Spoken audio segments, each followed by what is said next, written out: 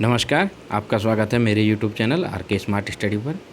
तो आज की वीडियो में हम पढ़ेंगे संघ की विधायिका। विधायिका से तात्पर्य विधि या कानून बनाने वाली संस्था। इस प्रकार प्रत्येक देश की कानून निर्माण करने वाली संस्था को अलग अलग नामों से जाना जाता है, जैसे नेपाल की राष्ट्रीय पंचायत, अफगानिस्तान की शूरा, जापान की डायट। ठीक उसी प्रकार भारत की संसद, जो भारत की विधायिका है, उसे संसद नाम से जाना जाता है। भारतीय संविधान में संसद का उल्लेख अनुच्छेद 79 में है। 79 में है, संसद का गठन राज्यसभा, लोकसभा एवं राष्ट्रपति से मिलकर होता है। तीनों राज्यसभा, लोकसभा एवं राष्ट्रपति से मिलकर संसद का गठन होता है। इनमें आप सभी को ज्ञात है, हमने राष्ट्रपति पहले की वीडियो में पढ़ लिया है। तो शुरू करते हैं राज्यसभा से। राज्यसभा, इसे उच्च सदन या अपर हाउस भी कहते हैं। राज्यसभा का उल्लेख अनुच्छेद 80 में है। लोकसभा, लोकसभा को निम्न सदन, लोकप्रिय सदन या फिर लोअर हाउस भी कहते हैं। लोकसभा का उल्लेख अनुच्छेद 81 में है, 81। और राष्ट्रपति हम पूर्व में पढ़ चुके हैं। और हमें पता है राष्ट्रपति से संबंधित अनुच्छेद 52 से लेकर 62 तक। देखिए, राज्यसभा में सदस्यों की कुल संख्या 250 अधिकतम हो सकती है, 250 तक अधिकतम हो सकती है। लेकिन वर्तमान में जो सदस्य संख्या है वह है 245, जिनमें निर्वाचित 233 हैं एवं मनोनीत 12। ये 12 सदस्य वही सदस्य हैं जिनको राष्ट्रपति महोदय अनुच्छेद 83 के तहत मनोनीत या नामित करते हैं। ये ऐसे व्यक्ति होते हैं जिन्हें कला, साहित्य, विज्ञान, समाज सेवा या सहकारिता के क्षेत्र में विशेष ज्ञान या अनुभव प्राप्त हो। राज्यसभा का निर्वाचन अप्रत्यक्ष, समानुपातिक, एकल संक्रमणीय प्रणाली द्वारा इनका निर्वाचन होता है। अप्रत्यक्ष रूप से इनका जो चुनाव होता है वह राज्य विधानसभा के निर्वाचित सदस्यों द्वारा बने निर्वाचक मंडल से।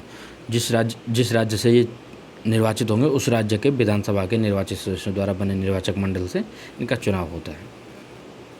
अगला, राज्यसभा सदस्यों के लिए योग्यता भारत का नागरिक हो, जिसको सदस्य बनना है वह भारत का नागरिक हो और न्यूनतम 30 वर्ष की आयु का हो, 30 वर्ष आयु पूर्ण कर चुका हो। कार्यकाल 6 वर्ष। आप सभी को बता दूं, यह राज्यसभा का कार्यकाल न होकर राज्यसभा के सदस्यों का कार्यकाल होता है 6 वर्ष, क्योंकि राज्यसभा भंग नहीं की जा सकती है, वह स्थायी सदन है। इसलिए यह राज्यसभा के सदस्यों का कार्यकाल है, न कि राज्यसभा का कार्यकाल।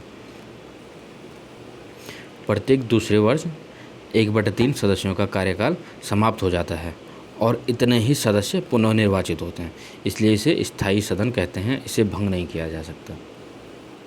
तो इस प्रकार यह स्थायी सदन हो गया। इसके सदस्य 6 वर्षों के लिए आते हैं और जिस रास्ते 6 वर्ष बाद जाते हैं उसी रास्ते फिर नए सदस्यों का चयन होकर नए सदस्य आते हैं। इस प्रकार यह स्थायी सदन होता है, यह भंग नहीं किया जा सकता। राज्यसभा के पीठासीन अधिकारी सभापति एवं उपसभापति। सभापति के बारे में हम पहले भी पढ़ चुके हैं।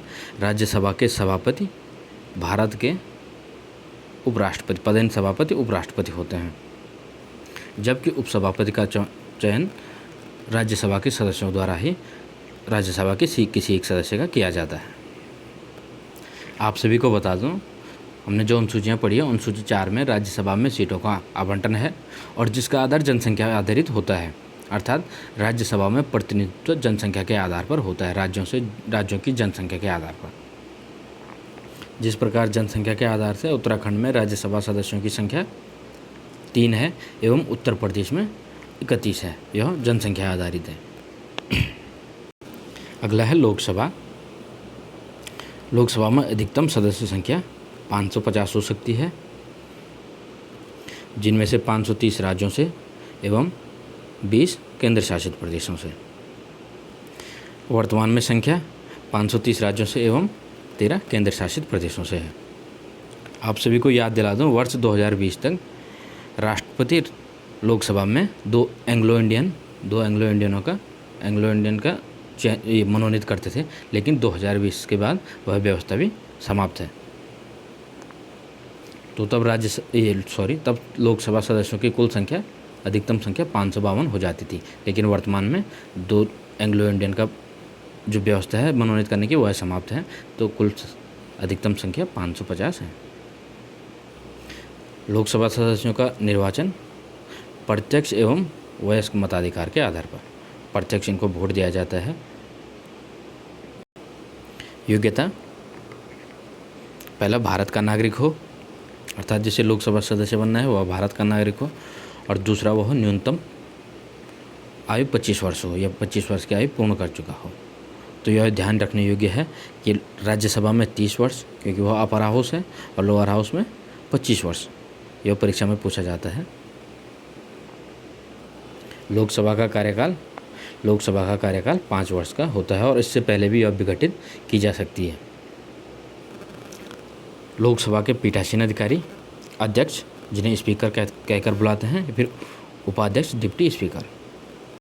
और आपको याद दिला दूँ, लोकसभा के प्रथम स्पीकर श्री जीवी मावलंकर थे, जो कि 1952 से 1956 तक अध्यक्ष पद पर रहे।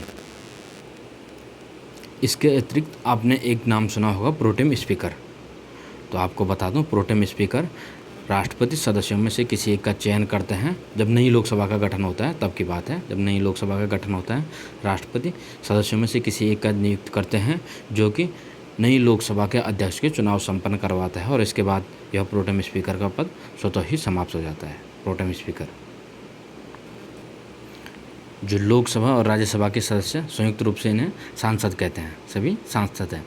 लोकसभा और राज्यसभा में सांसद हैं, और सांसदों की जो शपथ है वो राष्ट्रपति एवं या फिर राष्ट्रपति द्वारा नामित किसी व्यक्ति के समक्ष होती है। यह भी महत्वपूर्ण प्रश्न बन जाता है कि सांसदों को कौन शपथ दिलवाता है, तो राष्ट्रपति या राष्ट्रपति द्वारा नामित कोई व्यक्ति उन्हें शपथ दिलवाता है। और आपको बता दूं, यदि लोकसभा का विघटन होता है तो नई लोकसभा बनने तक स्पीकर लोकसभा अध्यक्ष बना रहता है। अगला, उत्तराखंड में लोकसभा सदस्य। उत्तराखंड में कुल 5 लोकसभा सदस्य हैं। देखिए, श्री अजय टमटा अल्मोड़ा से, श्री तीरथ सिंह रावत गढ़वाल से, श्री अजय भट्ट नैनीताल से, डॉक्टर रमेश पोखरियाल निशंक हरिद्वार से, श्रीमती माला राजलक्ष्मी शाह टिहरी से। और उत्तराखंड से राज्यसभा सदस्य डॉक्टर कल्पना सैनी, श्री अनिल बंधूनी, श्री नरेश बंसल। अगर आपने ध्यान दिया होगा तो पाया होगा कि जब हमने लोकसभा सदस्य लिखे तो उनके आगे उनके क्षेत्र लिखे, जैसे गढ़वाल, हरिद्वार। ठीक उसी प्रकार हमने जब राज्यसभा सदस्य लिखे तो उनके आगे कोई क्षेत्र नहीं लिखे, क्योंकि जो राज्यसभा सदस्य हैं वह पूरे राज्य का प्रतिनिधित्व करते हैं, वह उस राज्य का प्रतिनिधित्व करते हैं। इसीलिए राज्यसभा को राज्यों का प्रतिनिधित्व सदन, काउंसिल ऑफ स्टेट, और लोकसभा को लोगों का प्रतिनिधित्व मंडल, हाउस ऑफ पीपल भी कहा जाता है। धन्यवाद आप सभी का, जो आप अंत तक मेरे साथ बने रहे। आप सभी से कहना चाहूँगा, चैनल को लाइक, शेयर एवं सब्सक्राइब करना ना भूलें। धन्यवाद।